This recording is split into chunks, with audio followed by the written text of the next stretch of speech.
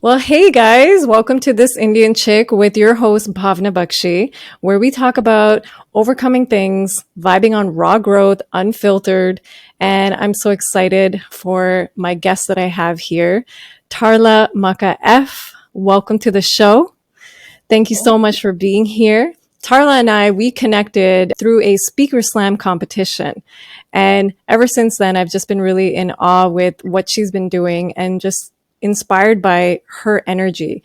And let me just introduce Tarla in the way that she should be introduced. And that is, she's known to be the copy queen and the founder of the iconic copy course, and is a published author, a digital course creator, an online business and life coach, and certified hypnotherapist who helps creative, heart-centered women start their own purpose-filled business online and scale their brand with copy that converts. So she's helping hundreds of entrepreneurs craft their business strategy and messaging for ultimate growth while increasing self-love along the way. That's the most important as well.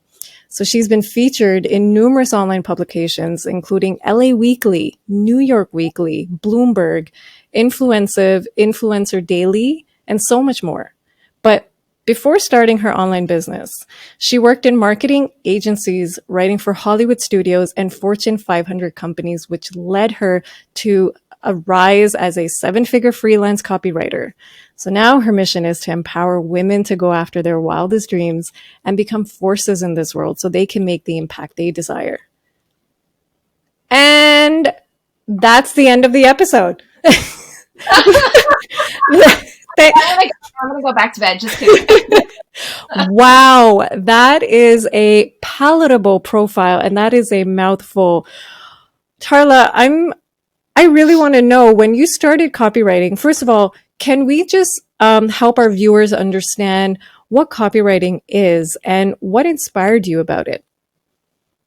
Yeah, so copywriting is writing what we call copy, and that's advertising and marketing words. So for anything that a business advertises or markets, they need copy. That could be for a commercial, that could be for a billboard, for any type of collateral, brochures, websites, sales pages, ads, emails, that's all copy. What you said, what inspired me to, I forget what the second question was. Oh, yeah. I asked, what inspired you about copywriting and how did you get into that?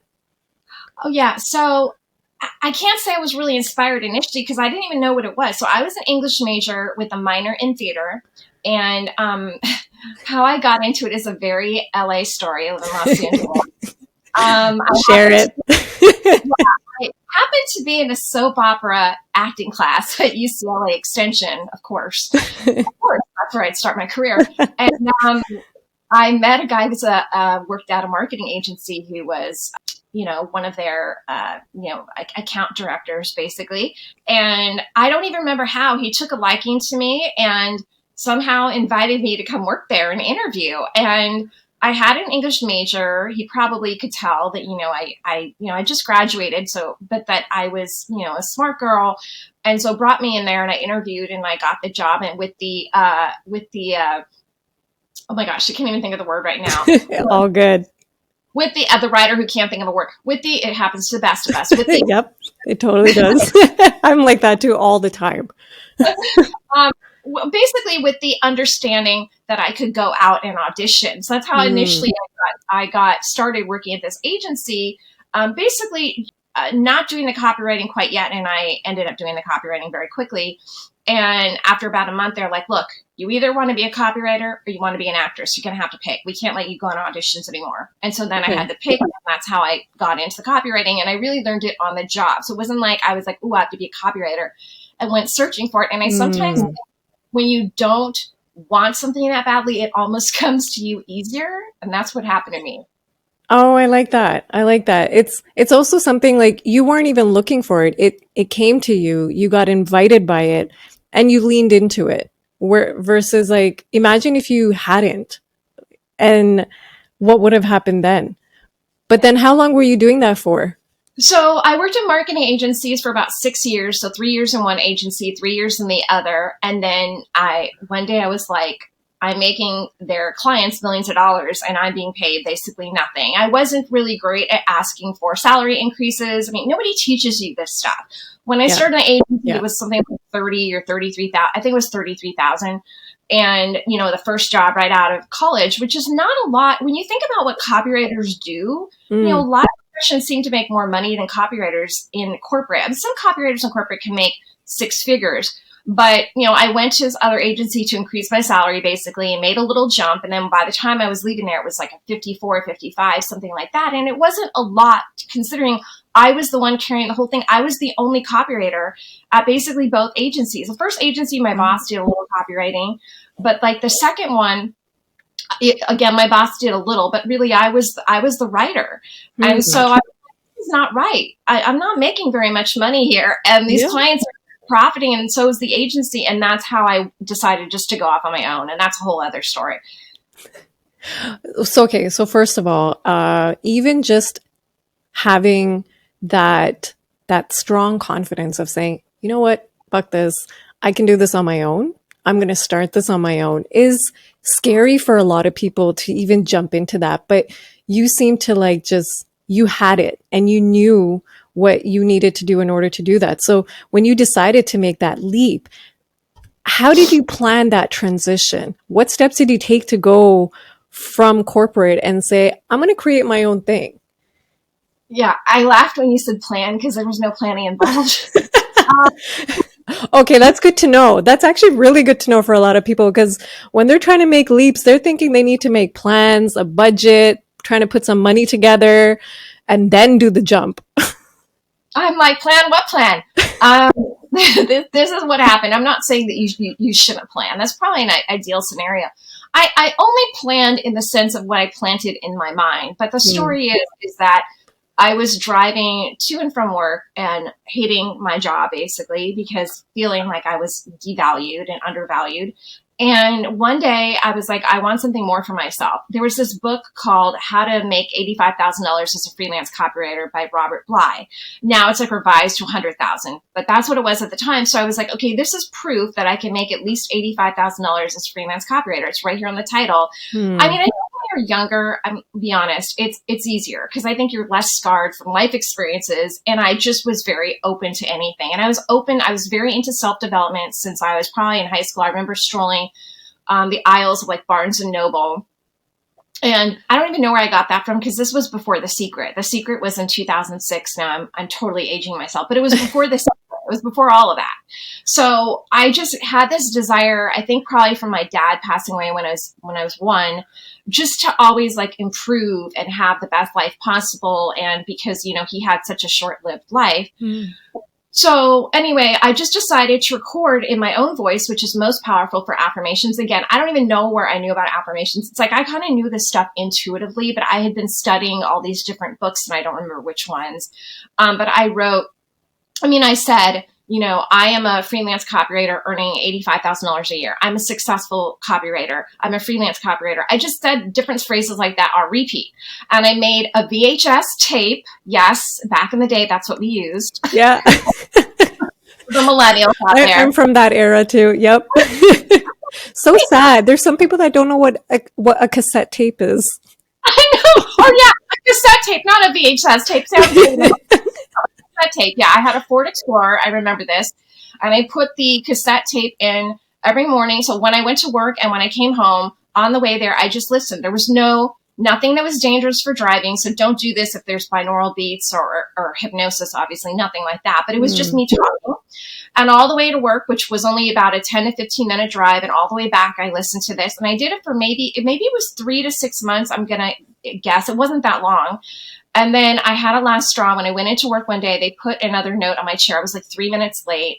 And, the thing is like I would work overtime at this company and not get paid any extra money because I was on a salary. So it was okay for me to work until 10 o'clock at night some nights when we had emergencies and not get paid, but it was a problem. I'm not a morning person. It was an 8 a.m. job.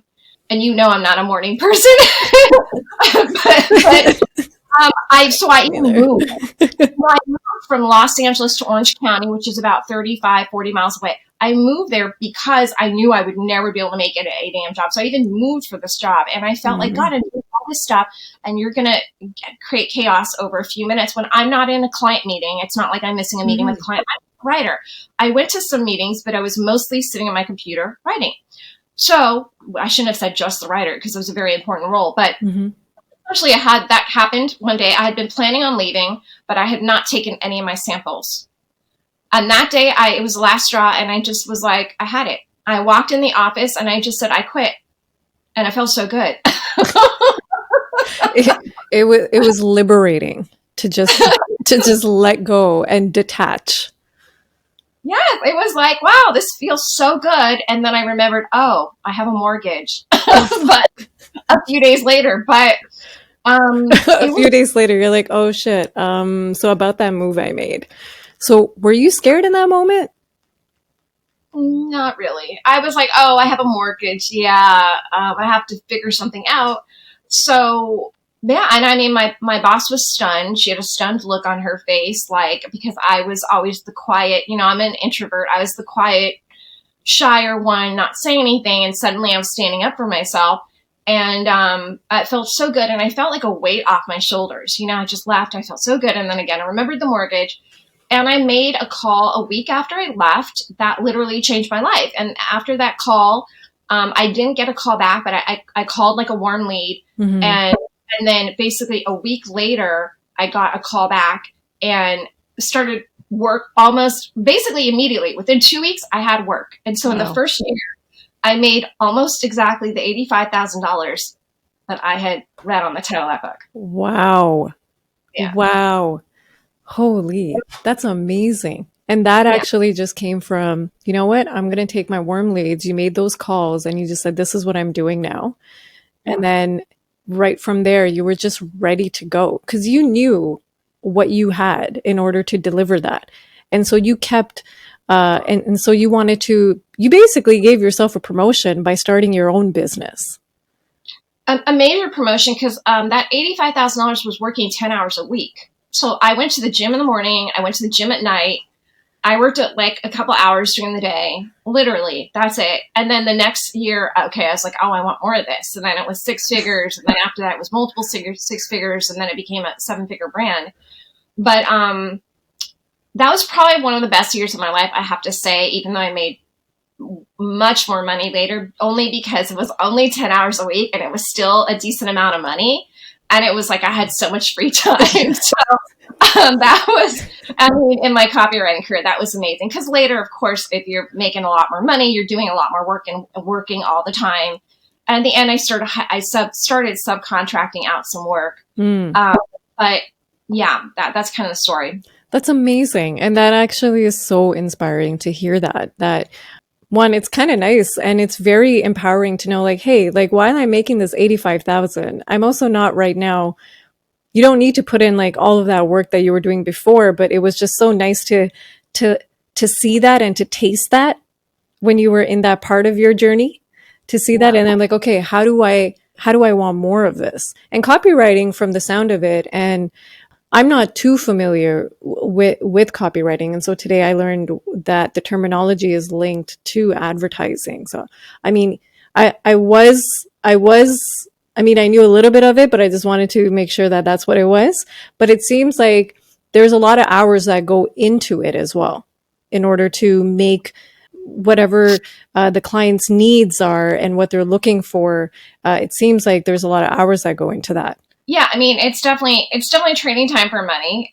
So that's what you're doing. You have to put time and effort into it. I think when you're more skilled, it's not as many hours, right? Because you know what you're doing, and it's a lot faster. But sometimes, like if it's a newer client, there's research involved, there's client communication, there's things involved. But yeah, that's so cool.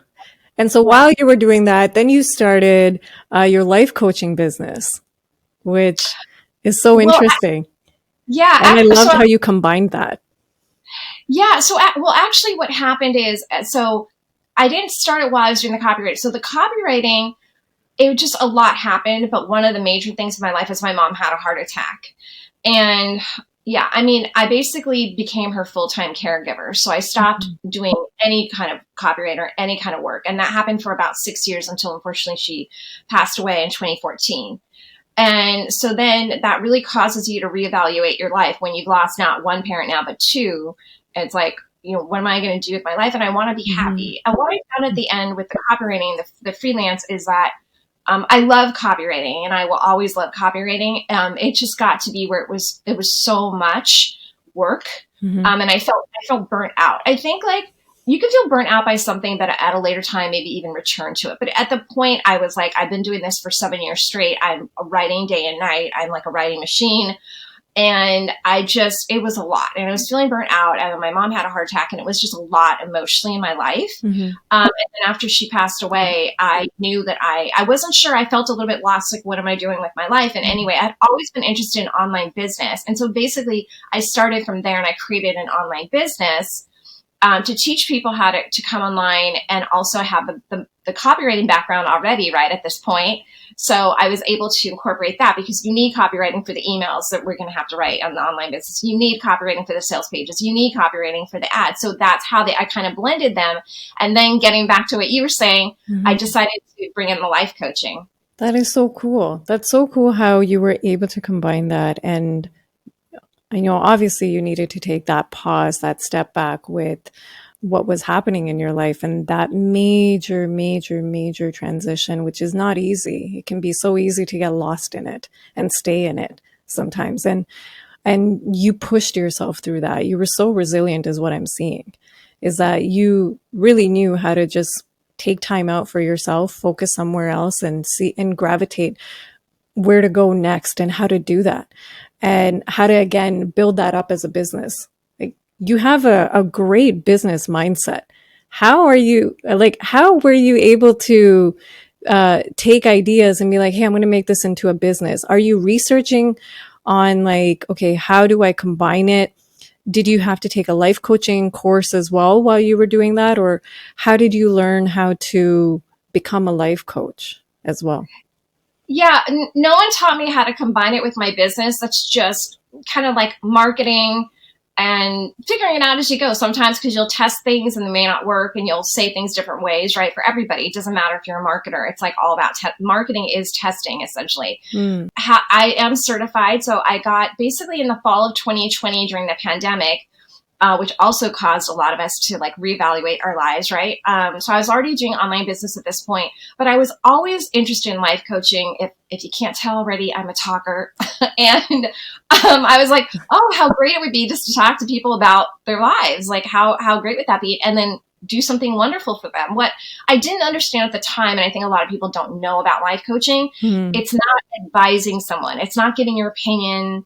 That's not what life coaching is. It's actually a lot more listening, but I still find it rewarding to have conversations with people, because I'm all about talking, even though like I was painfully shy as a child, and my voice then was kind of, I don't want to say it wasn't silenced by anybody. It was just like, I could barely say hello to neighbors. And now I think I'm making up for lost time, basically.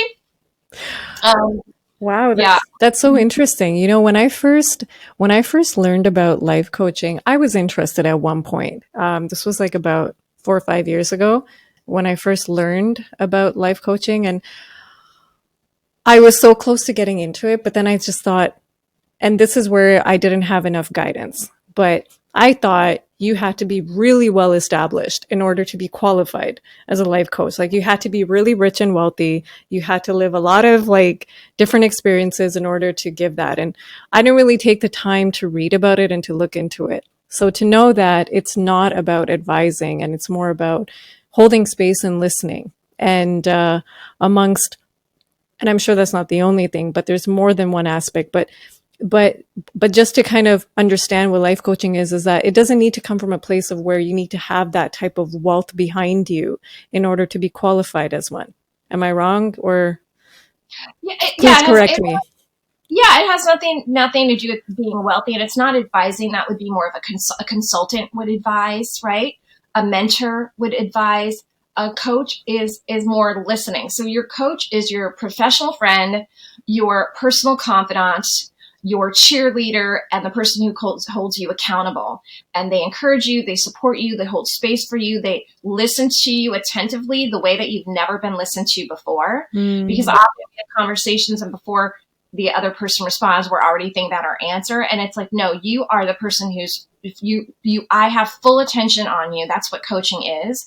So I do think there are a lot of people who do coaching and just say they're a coach. And I think, unfortunately, that can like devalue the industry a bit, because I do think it's important to be trained in this to a certain degree. Like, anybody can coach. It's true. If you have an expertise, you can coach.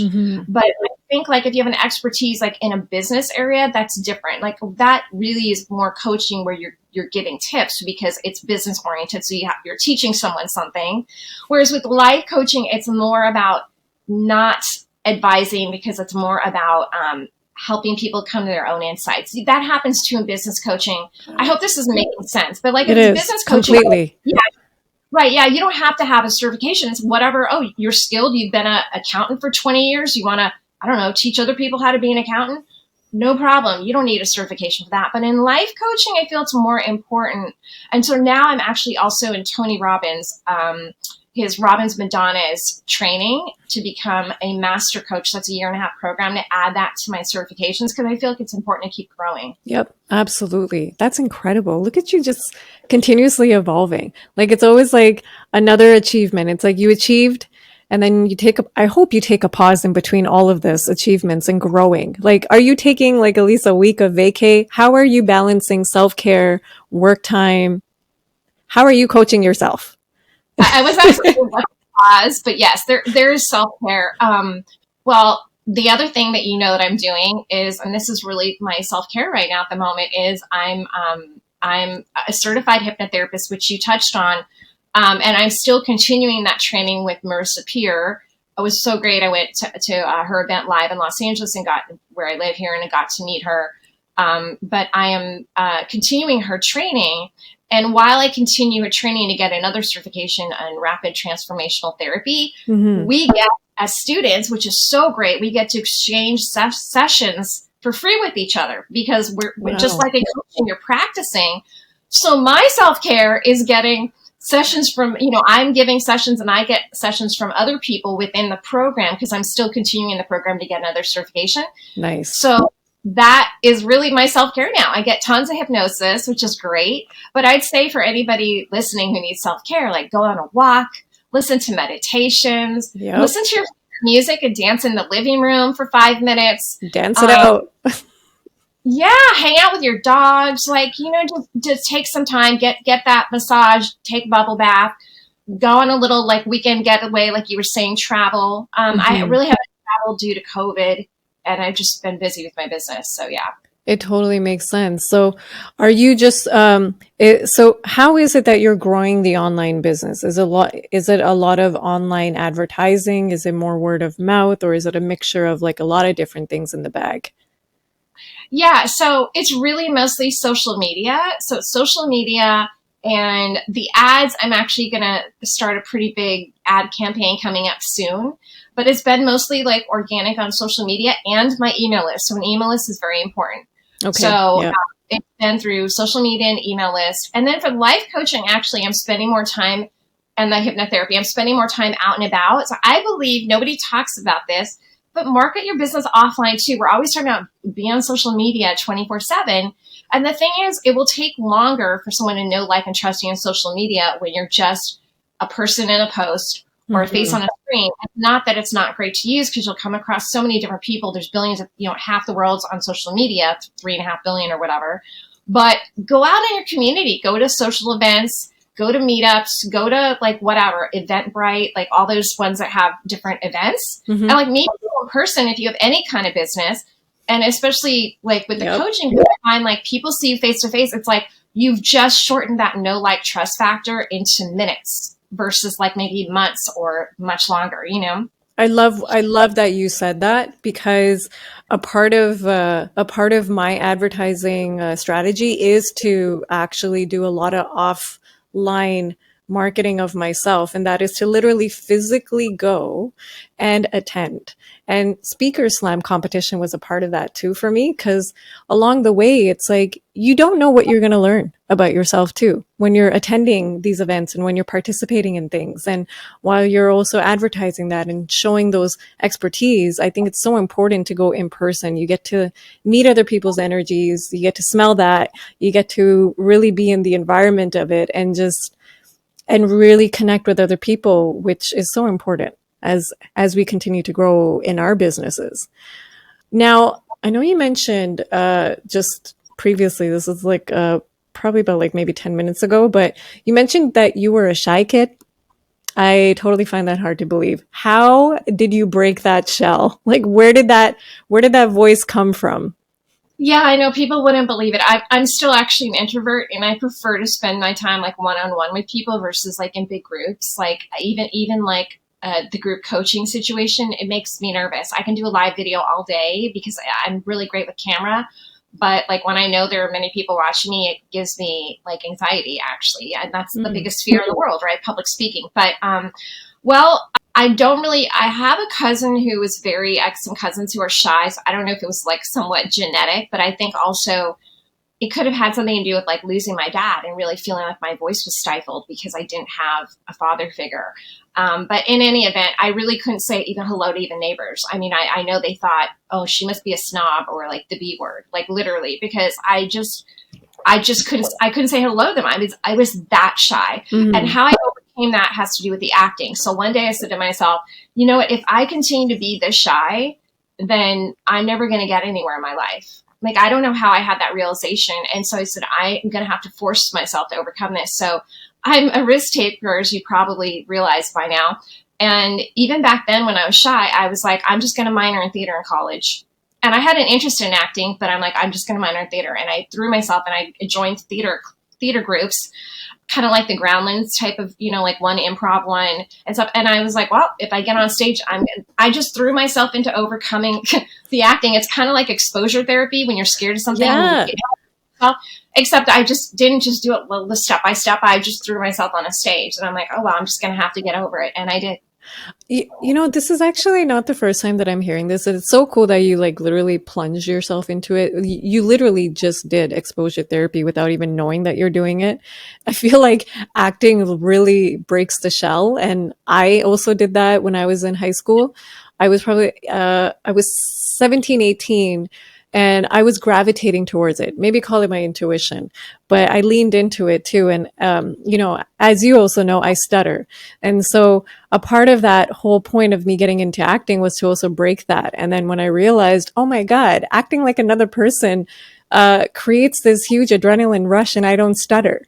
But then when I have to go back into my own self, it's like, oh shit, why am I stuttering again? But it really broke the shell. It really opened up. I know you're going to laugh about this because I like to speak a little woo woo, but it opened up my solar plexus in a different way where it's like it helped to make my self-esteem healthier, which I didn't know it was a lot lower at the time.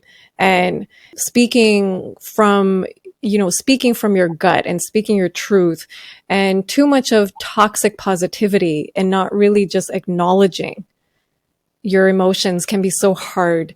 And was that ever something that you had realized too, that being so much of an introvert and being shy, which I feel like shy people do get a bad rep because I was very shy as well. And so it's like we get looked at as if it's like, yeah, we're a snob or we're the B word or like she doesn't have any manners or something like that. When really it's like we're just trying to work with ourselves to make sure we can hold space for you and to like feel comfortable enough to approach you or to have the conversation. But did you realize that's what was happening, where you just really needed to make that part of yourself healthier, for a lack of a better word? But like, was it something that you felt during your journey where it's like, okay, this part needs to improve a little bit? Yeah, it was definitely that, but it was also a desire just to be like everyone else. I felt different. It felt like abnormal not to be able to like say two words to somebody who was a neighbor, and I'm like, I just want to be like everyone else. And I wanted to go places. I had stars in my eyes. Like, I had big dreams. I'm like, I'm not going to go places like this if I can't open my mouth. That was really my motivating factor. I think with anything in life, you have to have a why. You have to have a drive. If you Yeah. have a strong drive for whatever it is, you're going to do it. And that I had a strong drive. Like, I want to go places, so I'm going to be opening my mouth, even if it requires me jumping on a stage where I feel uncomfortable. Okay, now that actually prompts me to ask you a question. I like that you said that. Like, if you want to go places, you got to open up your mouth. You got to speak up. But sometimes people tend to overthink about what they're saying. And then they think, oh, I don't know if I should say this. Oh, I don't want to like offend anyone. Oh, I don't know if I should even bring this up. I don't want to talk about this now. Screw it. Did you ever have those type of moments when you realize that you're like, hey, I need to open up my mouth, but I need to watch what I say? Or you're like, no, I'm just going to trust what I say and we'll see what happens. Honestly, I can't remember, back then really when I was a kid, if I was having those thoughts. I don't think so, but I think now I can speak to now, and now I I'm very direct, but I try to do it in an elegant way, so to speak, in a graceful way. And I think that comes from being a writer. I do see the one problem people make. I think you should speak your mind, but unfortunately everyone now speaks their mind in I don't want to say vile way. That sounds very strong, but like I'm thinking about online, people just have no filter whatsoever. And it's about editing your thoughts. So you can say things to people, but it's about editing the way you say things. You don't have to say the first thing that comes to your mind, right? Yeah. And so I was probably getting a little off topic of what you asked, but this is just what came to my mind when you were saying this. And it's about being careful with your wording, but still speaking your truth. You can speak your truth. You just don't have to let it all hang out there. Just say it in a way that hopefully will be well received on the other end. And if you have an issue with somebody, it's like, I feel hurt. It's not like you did this, you did that, right? It's about bringing things back on you and how someone else's actions maybe have affected you. Or if it's speaking up to get ahead in life in some area in your career or in a relationship or however, it's just about being truthful, but about bringing things maybe back to you versus like putting the other person on the offensive, if that makes sense. It totally does. And these are really good words for a lot of people that are going to be listening to this to be reminded by that. And it's going to comfort them hearing this as well. So appreciate those words of wisdom. That actually leads me to my next question of you've put together a lot of your knowledge, your experience together in this mini course as well for a lot of people that can get this as well online. Can you tell me a little bit more about the course that you created online for a lot of people that can have access to it? Yeah, so it's called Your Social Media Debut, and that is for anyone who wants to start an online business.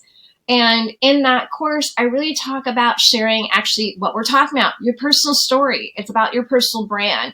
So it's about using your personal story online to connect with people and how you make those connections, if or how you make those connections in the DMs and build relationships. So it's about a lot of what we've actually talked about today.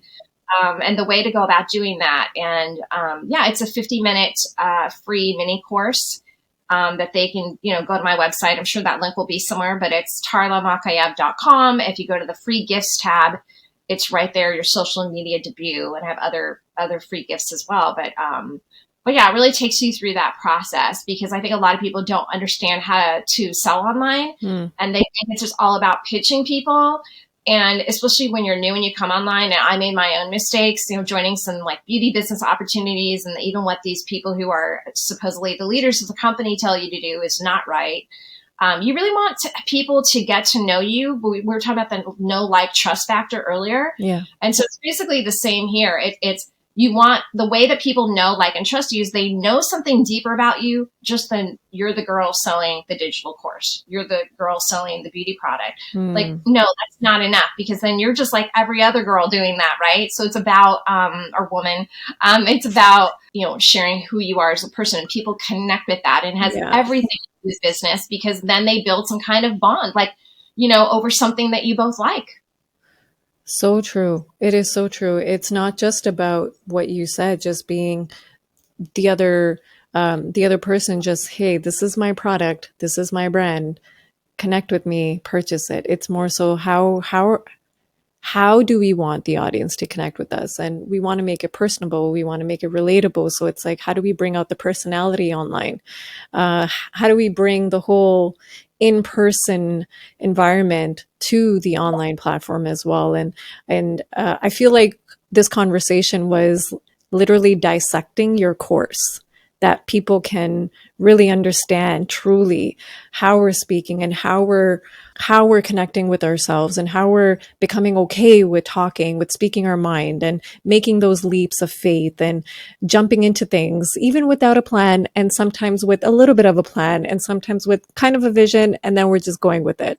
And like you said, one thing that really stuck out with me, one of the many, I should say, but I liked what you said about marketing, that marketing essentially is testing. And that's kind of what this entire thing is. It's just you're testing things out as you go along. And you're literally collecting information. You're collecting analytics for yourself as well, and what stats and what that is helping you with in staying abreast in the market with yourself, what you're doing, what you can add more, what are people liking about your brand that you can also increase on, and what's the demand of that as well.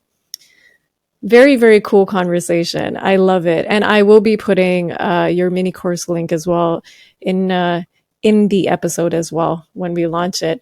And I know that we are reaching the end of our conversation because you have to jump into the next one, because I know that you are a busy, busy queen. And can you just let our listeners know before going how they can get in touch with you, and where can they get in touch with you?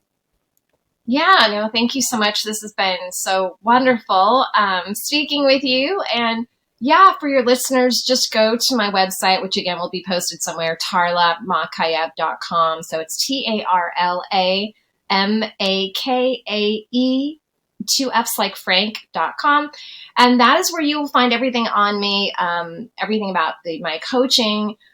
So there's online business and life coaching.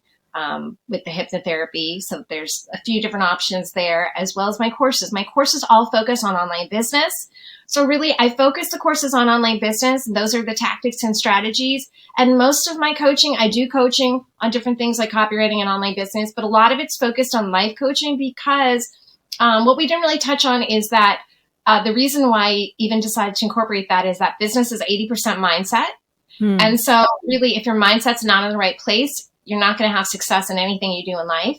And there's a deeper layer to mindset. So for me, it is, if you want to manifest, then you have to have the right mindset. And in order to have the right mindset, you have to emotionally heal.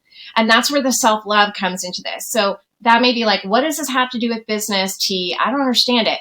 This is what it has to do with business. If you don't remove those emotional blocks, then you're not going to be able to have this positive mindset to manifest. And so I want to focus on that, because that's the struggle that I see with people who come into online business. Sometimes they're doing all the right things, the actions, right, of the tactics and the strategies, but then they're not seeing the success they want. And often it's like they have some kind of block to manifesting.